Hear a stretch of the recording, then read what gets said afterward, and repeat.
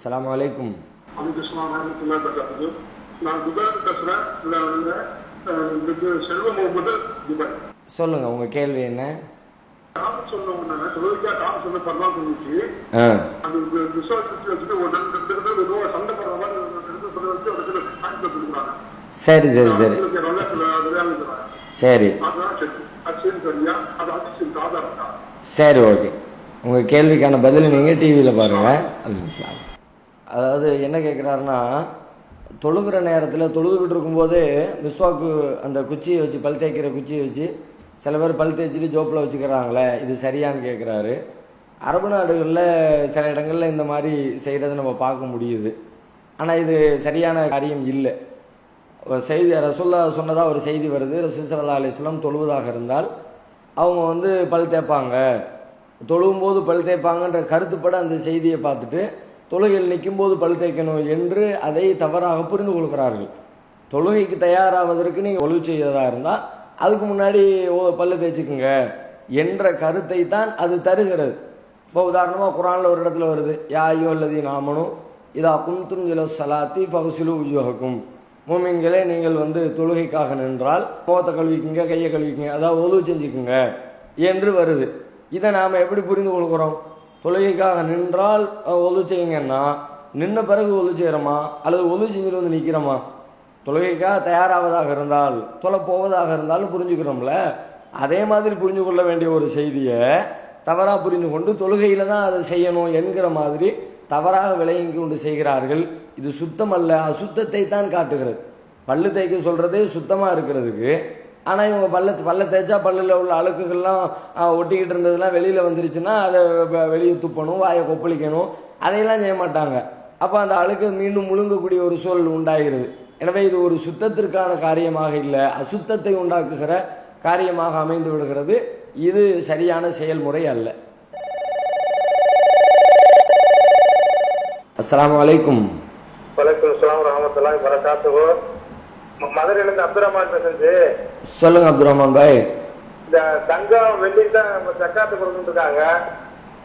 அதுபோல இந்த பிளாட்டினம் வைரம் இந்த மாதிரி மொத்த பவனத்துக்குலாம் ஜக்காத்து கொடுக்கணுமா?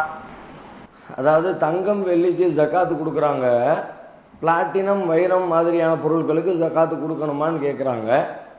ஜக்காத்து என்பது ஒருவருக்கு சொந்தமான அனைத்திற்கும் கொடுக்கப்பட வேண்டும். இதுக்கு கொடுக்கணும் இதுக்கு கொடுக்கக்கூடாதுன்னா பிரிவினைலாம் கிடையாது. பயன்பாட்டில் தங்கமும் வெள்ளியும் இருந்த காரணத்தினால அதை சொல்லி சொல்லி ரசூலுல்லாஹ் சொல்கிறாங்க, குர்ஆனில் வருது, ஹதீஸில் வருதே தவிர அந்த வாசகம் பயன்படுத்தப்பட்டிருக்கிற காரணத்தினால் அதுதான் ஜக்காத்திற்குரிய பொருள் என்று புரிந்து கொள்ளக்கூடாது. எதுக்கு ஜக்காத்து? ஒருவருக்கு சொந்தமான செல்வங்கள் எதுவெல்லாம் இருக்கிறதோ எல்லாவற்றிற்கும் ஜக்காத். குர்ஆனில் கூட அல்லாஹ் சொல்கிறான், ஹுத் மின் அம்வாலிஹிம் சதகத்தன், அவர்களுடைய செல்வத்திலிருந்து ஜக்காத்தை எடுத்து விடுவீராக. அப்போ செல்வம்னு என்னெல்லாம் இருக்குது எல்லாத்துக்கும் கொடுங்க. உங்களுக்கு சொந்தமான வீடு, காரு, வியாபார பொருட்கள், மளிகை கடையில் மசாலா சாமான் வச்சிருப்பீங்க, அதுக்கு கூட ஜக்காத்தை கொடுங்க. மஞ்சள், பூண்டு, கடுகு, அதுக்கு கூட நீங்கள் கொடுக்கத்தான் வேணும். இப்போ அந்த அடிப்படையில் பார்க்கும் பொழுது மரகதம், வைரம், வைடூரியம் எது இருந்தாலும் எல்லாவற்றிற்கும் ஜக்காத்து கொடுக்கப்பட வேண்டும் என்பதுதான் மார்க்கம் சொல்லுகிற செய்தி. அஸ்ஸலாமு அலைக்கும். வலைக்கும் அஸ்ஸலாம் வரஹ்மத்துல்லாஹி வபரகாத்துஹு. காய்பட்டினத்திலிருந்து குல்ஃபா பேசுறோம். சொல்லுங்கம்மா. என்னோட கேள்வி என்னன்னா, பெண்கள் தனியா டிராவல் பண்ணலாமா இல்லைன்னா மஹரம் துணையோட தான் டிராவல் பண்ணணுமா? அப்படி தனியா டிராவல் பண்ணலாம்னா அதுக்கு எதுவும் டிஸ்டன்ஸ் கிலோமீட்டர் வரம்பு எதுவும் இருக்குதா? என்ன கேட்குறாங்கன்னா, ஒரு பெண்மணி தனியாக பயணம் செய்யலாமா, அதாவது மஹரமான ஆணுடைய துணை இல்லாமல் தனித்து பயணம் செய்யலாமா என்று கேட்குறாங்க. இது சம்பந்தமாக ஹதீஸ்களில் பார்க்கும் பொழுது பல்வேறு அறிவிப்புகள் வருகிறது. அறிஞர்களிடத்திலையும் சில கருத்து முரண்பாடுகள் இருக்கிறது. சொல்கிறதா ஒரு இடத்துல ரசூலுல்லாஹ் சொல்கிறாங்க, லா துசாஃபில் மர்அத்து ஸலாஸத அய்யாமின் இல்லா மஅதி மஹரமின். ஒரு பெண்மணி 3 நாட்களுக்கு பயணம் செய்ய வேண்டாம், மஹரமான ஆண் இருந்தே தவிர. இப்போ மஹரமான ஆண் இருந்தால் 3 நாள் வரைக்கும் பயணம் செய்யலாம், இந்த கருத்துப்பட இருக்கிறது.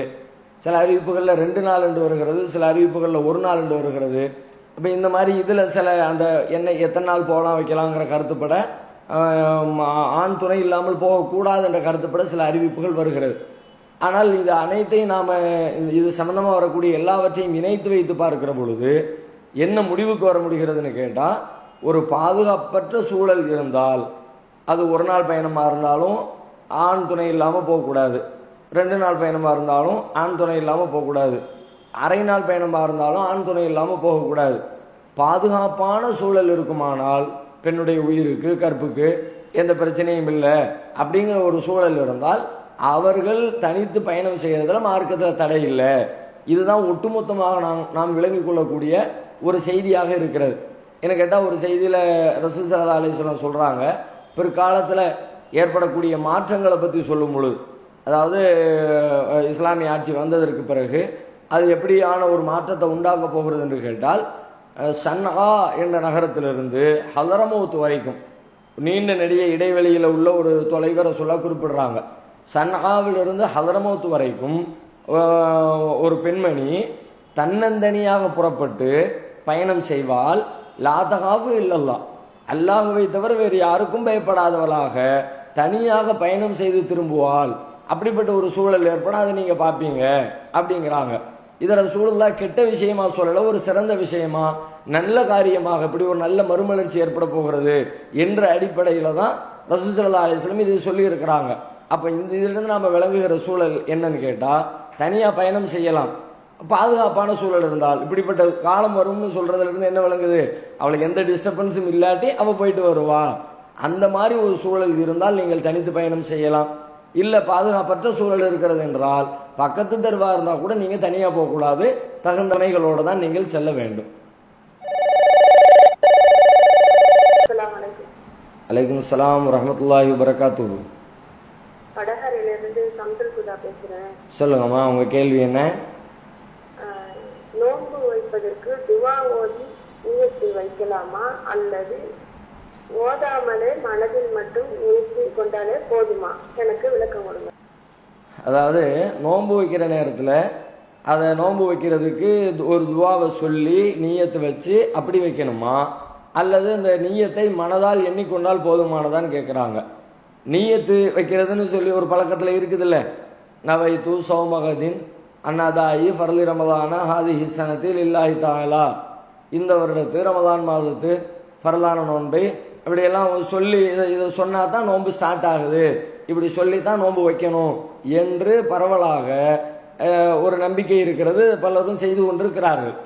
இது நபிகள் நாயகம் ஸல்லல்லாஹு அலைஹி வஸல்லம் அவர்கள் காட்டிய வழிமுறை அல்ல. ஏன்னா நியத்து என்றால் என்ன பொருள்?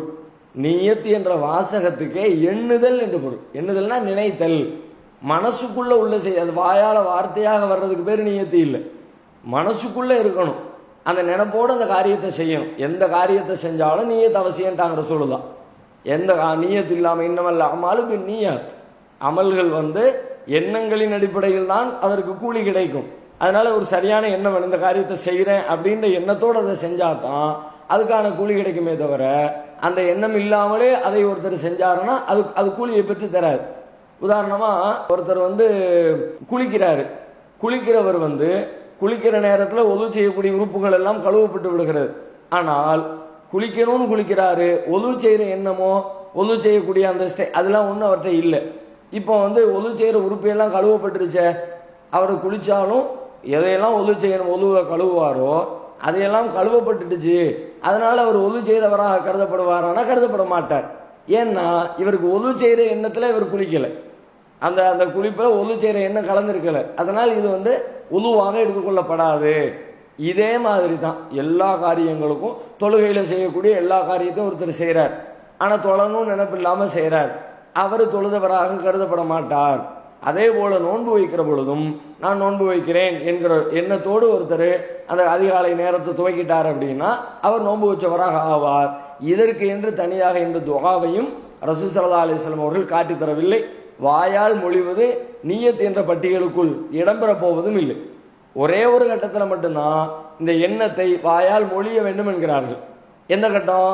ஹஜ்ஜுக்கு செல்றோம்ல, உம்ராவுக்கு செல்றோம்ல, அந்த ஹஜ் உம்ராவுடைய டயத்தில் மட்டும்தான் லப்பைக ஹஜ்ஜன், லப்பைக ஹஜ்ஜன் வ உம்ரத்தன், நான் ஹஜ் செய்ய வந்துட்டேன், உம்ரா செய்ய வந்துட்டேன் அப்படின்னு வாயால் அதை சொல்லுங்க என்று உள்ளத்தில் உள்ளதை வெளியே சொல்லுமாறு நபிகளார் சொன்ன ஒரு இபாதத்தை ஹஜ் உம்ராவாகத்தான் இருக்கிறது.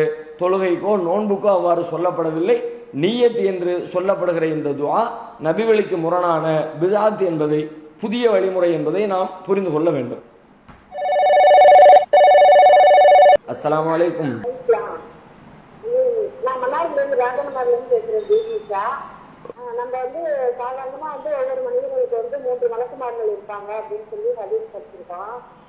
நான் எங்க பையன் நம்மக்கு இருக்கிறவங்க 2 பேரு மலக்குள் மலக்குன்னு ஒருத்தவங்க நம்ம கூடவே வருவாங்க அப்படின்னு சொல்லி ஹதீஸ் இருக்கு. ஆனா 5 பேர் இருக்காங்க நன்மைக்கு பேரு மலக்குள் மலக்கு ஒருத்தர் முன்னாடி ஒருத்தவங்க பின்னாடி ஒருத்தவங்க வருவாங்க அப்படின்னு சொல்றாங்க. அது சரியா அது என்ன அப்படிங்கறத விளக்கம் கொடுங்க. மலக்குகளை பொறுத்த வரைக்கும் இத்தனை மலக்குகள் தான் இருக்கிறாங்கன்னு திட்டவட்டமாக சொல்லப்படலை. ஆனால் உங்களுக்கு கணக்குகளை எழுதக்கூடிய வலதுபுறமும் இடதுபுறமும் இருக்கிற சங்கைக்குரிய எழுத்தர்கள் அது சொல்லப்பட்டிருக்கிறது. அதுபோல் மலக்குள் மௌத்து ஒருத்தர் இருக்கிறாரு, அதுவும் சொல்லப்பட்டிருக்கிறது. பாதுகாப்புக்காக அல்லாஹ் மலக்குகளை நியமித்திருக்கிறான், அதுவும் சொல்லப்பட்டிருக்கிறது. ஆனால் இதுதான் இவ்வளவுதான் இந்த எண்ணிக்கை தான் என்று வரையறுத்து சொல்லப்படலை. அஸ்ஸலாமு அலைக்கும். நான் சென்னையில இருந்து பேசுறோம். சொல்லுங்க. இந்த கணவன் பள்ளிவாசல் கட்டுறதுக்காக பணம் கொடுக்கும் போது மனைவிக்கு குழந்தைகளுக்கு எல்லாம் நன்மை வருமா? சரி. அதோட சேர்த்து சின்ன பிள்ளைங்க நோன்பு வைக்கிறாங்க இல்லையா, அந்த நன்மை தாய் தகப்பருக்கு வரும்போது அந்த குழந்தைகளுக்கு எப்ப நன்மைக்குமே எழுதப்படும்? சரி. அதாவது கணவன் செய்கின்ற தர்மத்தில் மனைவிக்கு மற்ற குடும்பத்தாருக்கு நன்மை கிடைக்குமான்னு கேட்குறாங்க. அவங்க அதுக்கு உறுதுணையாகவும் அதை செய்வதற்கு பின்புலமாகவும் தூண்டுகோலாகவும் இருந்தால் கண்டிப்பாக அதுக்குரிய நன்மைகளை அவங்களும் பெற்றுக்கொள்வாங்க. தர்மம் செய்கிறதே உங்களுக்கு விருப்பம் இல்லாமல் இருந்துச்சுன்னா அதுக்குரிய நன்மை கிடைக்காது. இவர்களும் தர்மத்தில் நமக்கு ஏன்னா அவங்களுக்குன்னு தனியான வருமானம் இல்லை தானே, மனைவி இருக்குன்னு கணவருடைய சொத்து தான், அதுல இருந்து தான் மனைவி பொருளாதார நன்மைகளை அடைந்து கொள்ள முடியும். அப்படின்ற பட்சத்தில் அந்த பொருளாதாரத்தை பாதுகாக்கிறது, சிக்கனப்படுத்துறது, இந்த கணவர் தர்மம் செய்யணும்னு விரும்புறது, அதில் தனக்கும் ஒரு நன்மை வேண்டும் என்று ஆசைப்படுவது, இந்த மாதிரியான சிந்தனைகளோடு இருந்தால் கண்டிப்பாக அல்லாஹ் ரப்புல் ஆலமீன் கணவருக்கு கொடுப்பதை போன்ற நன்மைகளை மனைவிக்கும் கொடுப்பான் என்பதில் சந்தேகம் இல்லை. அப்படி நாம் தாராளமாக அல்லாஹ் மேல நம்பிக்கை வைக்க வேண்டும். அடுத்து என்னன்னு கேட்டால், குழந்தைகளுடைய வழிபாட்டில் அதை செய்ய வைக்கக்கூடிய பெரியவர்களுக்கு தான் நன்மை கிடைக்குங்கிறாங்கல்ல. பருவமடையாத குழந்தைகளாக இருந்தாங்கன்னா ஒரு பெண்மணி கேட்குறாங்க ரசூலுல்லாஹ்ட்ட, அலிஹாதா ஹஜ்ஜுன், இந்த குழந்தைக்கு ஹஜ்ஜுண்டா அப்படின்னு ஹஜ்ஜு செய்கிற நேரத்தில் குழந்தைய தூக்கி காட்டி கேட்குறாங்க. அப்போ ரசூலுல்லாஹ் சொல்கிறாங்க, ஆமாம் உண்டு, வலைக்கு அஜ்ரும், ஆனால் உனக்கு தான் நன்மை உண்டு. ஏன்னா புள்ள ஒன்றும் புரியாது, அதுக்கு தெரியாது, அதை தூக்கி நீ தான் சுத்த போகிற, அதனால உனக்கு தான் அதுக்குரிய நன்மை உண்டுன்ட்டாங்க. இப்போ அவங்களுடைய கேள்வி என்னன்னா, பெற்றவங்களுக்கு தான் அவங்களுக்கு நன்மை கிடைக்கிறது இந்த காரியங்களினால் என்று சொன்னால் குழந்தைகளுக்கு எப்பொழுது அது எழுதப்படும் அப்படின்னு கேட்டால், அவர்கள் பருவ வயதை அடைந்த பிறகு எப்பொழுது அதை புரிந்து செய்யக்கூடிய நிலைக்கு வருகிறார்களோ அந்த நிலையிலிருந்து அவர்களுடைய கணக்கிலையும் அது வரவு வைக்கப்பட்டுவிடும். இதுதான் மார்க்கத்தில் 3 பேருக்கு எது எழுதப்படாது, எந்த பாவங்களும் தீமைகளும் எழுதப்படாதுங்கிறாங்க. அதில் ஒருத்தர் யாருன்னு கேட்டால், இவங்க பருவ வயதை அடையாத சிறுவர்களுக்கு அவங்க செய்யக்கூடிய காரியங்கள் எழுதப்படாது. ஏன்னா அவங்கள விரும்பி தேர்ந்தெடுத்து செய்யலை, அவங்க விருப்பம் இல்லாமல் அவர்கள் மீது நிகழ்கிறது. எனவே அதற்குரிய தீமைகளோ அவர்களுக்கு எழுதப்படாது என்று சொல்லப்பட்டிருக்கிற காரணத்தினால பருவ வயதை அடைந்து விட்டால் அவர்களுக்கு அவர்களுக்குரிய நன்மை எழுதப்பட்டு விடும். அஸ்ஸலாமு அலைக்கும். சொல்லுங்கம்மா. கேள்வி என்னன்னா, புகாரில 5738, 5739, 5740 இந்த 3 ஹதீஸ்லயும் கண்ணீர்ங்கிறது உண்மையும், கண்ணீருக்கு ரசூலுல்லா ஓதி பார்த்ததாகவும் ஓதி பார்க்கும்படி கட்டளையிட்டதாகவும் சொல்லப்படுது. இமாம் புகாரி இதுக்கு விளக்கம் கொடுக்கும் போது, சில கண்களுக்கு பொருட்களையும் உயிரினங்களையும் பாதிப்படைய செய்யற சக்தியை அல்லாஹ் கொடுத்திருக்கிறான் அப்படின்னும், திருக்குரானோட கடைசி 3 அத்தியாயத்தையும் ரசூலுல்லா கத்து கொடுத்த துவாவையும் சொல்லி ஓதி ஊதி அல்லாஹ்ட்ட பாவமன்னிப்பு தேடணும்னு சொல்லி இருக்குது. 5752வது ஹதீஸ்ல ரசூலுல்லா கேள்வி கணக்கே இல்லாம 3 பேர் சொர்க்கத்துக்கு போவாங்க, அதுல ஒரு ஆள் ஓதி பார்க்க மாட்டாங்க, தன்னோட இறைவனையே சார்ந்திருப்பாங்க அப்படின்னு சொல்லியிருக்குது. இதுக்கு வந்து இமாம் புகாரி விளக்கம் கொடுக்கும்போது கண்ணீருக்காகவும் விஷக்கடிக்காகவும் எந்த ஒரு நோயா இருந்தாலும் ஓதி பார்க்காம தன்னோட இறைவன் தனக்கு முழுமையான நிவாரணத்தை கொடுப்பான் அப்படின்னு இறைவனையே சார்ந்திருப்பாங்க அப்படின்னு சொல்லப்பட்டிருக்கு. இதுல வந்து மந்திரிச்சு ஓதுறதை பத்தி சொல்லல, குரானையும் ரசூலா கத்துக் கொடுத்த துவாவையும் ஓதுறதை பத்தி தான் சொல்லி இருக்குது. இது வந்து இறை நம்பிக்கையோட முதல் படின்னு இமாம் புகாரி குறிப்பிட்டு இருக்கிறாங்க. இப்ப என்னோட கேள்வி என்னன்னா, ஓதி பார்க்க கூடாதா இல்ல ஓதி பார்க்காம இருக்கிறது தான் சிறந்ததா? அது ஒரு கேள்வி. இன்னொரு கேள்வி என்னன்னா, கண்ணீர் உண்மையா பொய்யான்னு தெரியும். சரி மேம், 2 கேள்விகள் கேட்குறாங்க. ஒன்று என்ன கேட்குறாங்கன்னா, கண்ணீர் இருக்கிறதா அப்படின்னு கேட்குறாங்க. கண்ணீரை பொறுத்த வரைக்கும் அது இல்லவே இல்லை. ஆனால் ஹதீஸில் வருத இப்படியெல்லாம் புகாரி எல்லாம் ஹதீஸ் இருக்குதே அப்படின்னு கேட்டால் அதில் வந்து வேற ஏதோ அதை சொல்லக்கூடிய ஆட்கள் ஏதோ தவறுதலாக அந்த செய்தியை சொல்லியிருக்கிறாங்க. அப்படி ரசூல் ஸல்லல்லாஹு அலைஹி வஸல்லம் சொல்லவில்லை என்றுதான் நாம முடிவுக்கு வர வேண்டும். ஏனென்றால் ரசூல் ஸல்லல்லாஹு அலைஹி வஸல்லம் தன்னுடைய சொல்லை பற்றி சொல்லுகிற பொழுது தான் சொன்னதாக ஒரு செய்தி, இதா சனத்துமுல் ஹதீஸ அன்னி, என்னிடமிருந்து நீங்கள் ஒரு செய்தியை கேள்விப்படுறீங்க, என்ன மாதிரி செய்தியா இருக்கிறது? அதை கேட்டா துன்கிருஹு குலூபுக்கும், உங்களுடைய உள்ளமெல்லாம் அதை வெறுக்கிறது, நடைமுறை வாழ்க்கைக்கு அது சிறந்ததல்ல என்று உணர்கிறீர்கள், உங்களுடைய ரோமக்கால்கள் எல்லாம் சிலிர்த்துக் கொள்கிறது, இது எப்படி அப்படிங்கிற மாதிரி உங்களால் ஏற்றுக்கொள்ள முடியாத, கண்ணுக்கு எதிரிலே தெரிகிற உண்மைக்கு மாற்றமாக புறம்பாக ஒரு செய்தியை சொல்லிட்டு நான் தான் சொன்னேன்னு உங்கள்கிட்ட சொன்னா, நான் அதை சொன்னவன் இல்லை, என்ன நான் அப்படி சொல்ல மாட்டேன், மனித இயல்புகளுக்கு முரணான நடைமுறை உண்மைக்கு மாற்றமான கருத்துக்களை நான் சொல்ல மாட்டேன் என்ற கருத்துப்பட நபி ஸல்லல்லாஹு அலைஹி வஸல்லம் அவர்கள் தன்னுடைய ஹதீஸ் என்றால் எப்படி இருக்கும் என்பதற்கு விளக்கம் அளித்திருக்கிறார்கள். அதை வைத்து சிந்திக்கிற பொழுது இந்த விஷயம் ரசூல் ஸல்லல்லாஹு அலைஹி வஸல்லம் சொல்லி இருக்க வாய்ப்பு இல்லை. ஏன் வாய்ப்பு இல்லை? கண்ணேர் ஒருத்தர் நல்லா இருக்கிறாரு, அவரை வியந்து ஆணு ரொம்ப இதுல பார்த்துட்டாங்கன்னா, இப்படி இருக்கிறானே அப்படின்னு பார்த்துட்டா அவனுக்கு கேடு வந்துடும், அவனுடைய பொருட்களுக்கு கேடு வந்துடும். இதுதானே கண்ணேருங்கிறது, கந்திரிச்சுங்கிறது. ஒரு அழகான குழந்தை இருக்கிறது, இப்போ இவ்வளோ அழகா இருக்க அப்படின்னு ஒருத்தர் வாய் பிளந்து பார்த்துட்டாருன்னா புள்ள நோய் நொடியில் படுத்துருங்கிறாங்க. ஒரு பெரிய வீடு ஒருத்தர் ஒன்று கட்டியிருக்கிறாரு, என்னம்மா கட்டியிருக்கிறாயா அப்படின்னு வாயை பிளந்துக்கிட்டு பார்த்தாங்கன்னா உடனே வீட்டுக்கு பிரச்சனை ஆயிரும். அதனால பிள்ளையனுடைய அழகை கெடுக்கிறதுக்காக வேண்டி கழுத்துல ஒரு கருப்பு, கன்னத்துல ஒரு கருப்பு மைய வச்சு விடு, வீட்டுடைய அழகை கெடுக்கிறதுக்காக வேண்டி வீட்டு வாசல்ல ஒரு பூசணிக்காய் கட்டி தொங்க விடு, அதுல ஒரு சோளக்காட்டு பொம்மையை கொண்டு வை, இப்படி எல்லாம் செஞ்சு அதனுடைய அழகை கெடுத்து யாரும் வாய் பழக்க விடாம பார்த்துக்குங்க என்றெல்லாம் செய்யப்படுகிறது. இப்போ பாருங்க, இது செஞ்சாலும் செய்யாட்டியும் நல்ல குழந்தைகளை பார்க்கலையா நம்ம? இது செய்யப்படாம குழந்தைகள் எத்தனையோ பேர் பார்த்து ஏங்குற அளவுக்கெல்லாம் அழகிய குழந்தைகள் இருக்கிறாங்க, நல்லா இருக்கிறாங்க. அழகிய வீடுகள் கட்டப்படுகிறது, நல்லாவே இருக்கிறது. அழகிய வாகனங்கள் வீதிகளில் செல்லுகிறது, நல்லாவே சென்று கொண்டிருக்கிறது. நல்ல உடல் பலம் உள்ளவர்கள், அவங்களுடைய உடல் வலுவோடு இருக்கிறாங்க, அவங்களுடைய உடலை உலகத்துக்கெல்லாம் காட்டுறாங்க. அவரை பார்த்து என்னமா இருக்கு, உடம்பு வச்சிருக்கிறாரியா, கட்டுடலா இருக்குது அப்படியெல்லாம் ஆயிரக்கணக்கான பேர் வாய் பிளந்து நிற்கிறாங்க, கண் போடுறாங்க. ஆனா அவங்களுக்கு எந்த கேடும் வரலைங்கிறத கண்ணுக்கு முன்னாடி பார்க்கிறோமே, கண்ணுக்கு முன்னாடி தெளிவாக நிரூபிக்கப்படுகிற ஒவ்வொரு மனிதனும் அறிந்து உணர்ந்து கொள்கிற ஒரு செய்தி இருக்கும் பொழுது அதுக்கு மாற்றமா ரசூலுல்லாஹ் சொன்னாங்கன்னா எப்படி சொல்லுவாங்க? அது எப்படி ரசூலுல்லாஹ்வுடைய சொல்லா இருக்க முடியும்? ஆகையினால அது எந்த ஹதீஸ் நூலில் இடம்பெற்றிருந்தாலும் நபிகள் நாயகம் ஸல்லல்லாஹு அலைஹி வஸல்லம் அவர்கள் இவ்வாறு சொல்ல மாட்டார்கள் என்று முடிவெடுப்பதுதான் நம்முடைய ஈமானுக்கு பாதுகாப்பான ஒரு அம்சமாக அமையும். அஸ்ஸலாமு அலைக்கும். பேசுறேங்க. இப்ப வந்து பாத்தீங்க அப்படின்னா ஒவ்வொரு பயன்ல வந்து சொல்றாங்க, ரசூலுல்லாஹ்வே வந்து செய்வன செஞ்சு வச்சிருந்தாங்க முதல்ல அப்படின்னு சொல்றாங்க. இப்போ இந்த செய்வன அப்படிங்கிறது வந்து இருக்கா இல்லைங்களா? ரசூலுல்லாஹ்வுக்கே செய்வன வச்சதாக ஹதீஸ்ல எல்லாம் வருதுங்கிறாங்க. அப்படின்னா செய்வனங்கிறது இருக்குதா இல்லையா அப்படின்னு கேட்குறாங்க. செய்வன கிடையவே கிடையாது. இது மாதிரி சில ஒரு ஆளுக்கு மந்திரம் பண்ணி அவருடைய பொருட்களை பயன்படுத்தி காலடி மண்ணை பயன்படுத்தி அவருக்கு கேடு விளைவிக்கிறது அப்படின்னு சொல்றாங்கல்ல, இந்த மாதிரி செய்வினை என்பது உலகத்துல கிடையவே கிடையாது. யாருக்கும் செய்ய முடியாது. ரசூலுல்லாஹ்வுக்கு செய்யப்படவும் இல்லை.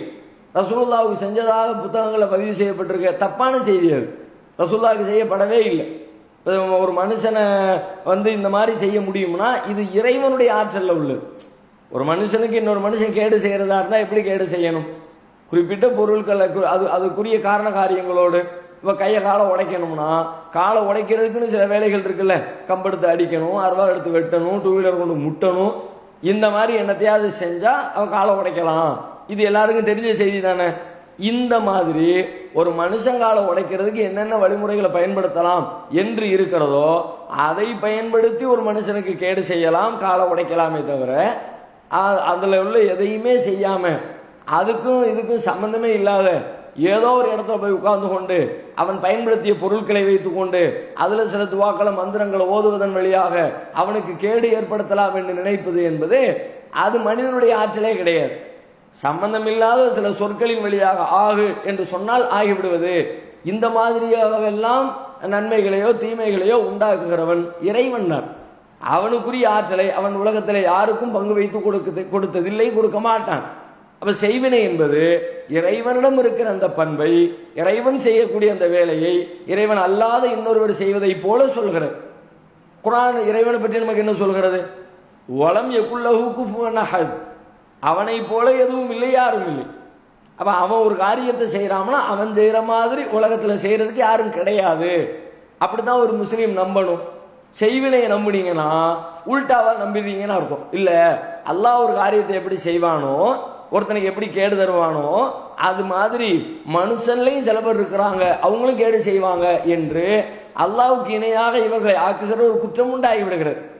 அப்படிப்பட்ட ஆற்றல் அல்லாஹ் கொடுக்கல. அதனால தான் நம்ம கேட்கிறோம், நெசமா அப்படிப்பட்ட ஆற்றல் இருக்கிறது என்று சொன்னார். இல்ல உண்மையில அப்படியெல்லாம் சில பேருக்கு கொடுத்து வச்சிருக்கான் அப்படின்னு நீங்க நம்பினீங்கன்னா அப்ப எங்களுக்கு செய்யுங்கன்னு நம்ம கேட்கிறோமே. இப்ப கண்ணுக்கு முன்னாடி எங்களுக்கு செஞ்சு காட்டு, உனக்கு என்ன வேணும்னு நாங்க தர்றோம். அப்ப யாரும் செய்ய காணும். சவால்லாம் விட்டோம். 2 வருஷத்துக்கு முன்னாடி ரமலான்ல இது மாதிரி ஊரெல்லாம் போஸ்டர் அடிச்சு ஒட்டணும். யார் இது மாதிரி செய்யறாங்களோ, எங்களுக்கு செய்வனம் பண்ணி கேடு விளைவிக்கிறாங்களோ அவங்களுக்கு 50 லட்சம் ரூபாய் பரிசுலாம் அறிவிச்சோம்.